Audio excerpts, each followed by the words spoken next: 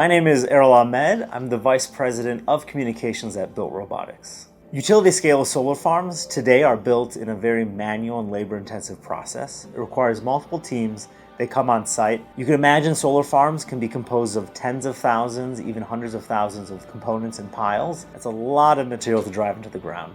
We've taken this manual process of pile driving and we've automated it from start to finish. So we've taken the survey, distribution, driving, and quality or QC process, and we've merged it into one pair of robots. This consists of the RPD 35, which is a pile driving robot, and then the RPS 25, which is a robotic pile stabilizing robot. Together they work to drive your pile fully autonomously. Now, in the pile driving process, accuracy is king. This is the process where we put the foundations that the solar panels will be installed on. You cannot put these tracker assemblies, which carry these heavy solar panels, onto piles that are inaccurately placed. We're talking sub-centimeter precision, and we have to rely on the best class of sensors to get us that accuracy on our machines. Our robots have been operating out in the field for many years in many extreme conditions. And believe me, we've gone through a lot of different kinds of sensors. 6 sensors give us the precision we need to give the results our customers need. In traditional methods, GPS doesn't have the precision we can get from using 6 sensors. We use the DT50 from SICK. We have 2 of these placed on our pile stabilizing robot, and it functions in 2 ways. One is it checks Z height.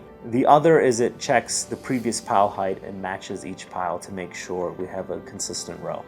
Manual pile driving is a dangerous task, like many things in construction. And so by automating it, we're removing people out of harm's way. This can be noise from traditional pile driving methods. This could be struck by accidents. It could be pinching, heat exhaustion from extreme temperatures. We're trying to create an autonomous solution that really protects workers and puts safety first and makes the pile driving process as safe as possible. But that also means you can't rely on the finesse of having a human there while you're driving. You need to have great sensors that mimic the eyes and ears of an experienced operator.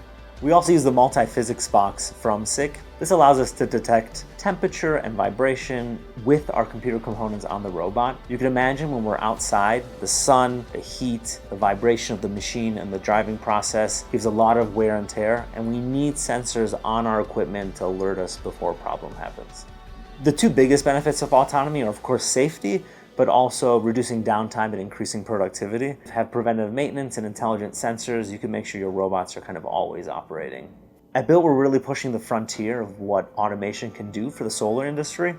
And so we like to work with suppliers like SICK that help us deliver results for our customers.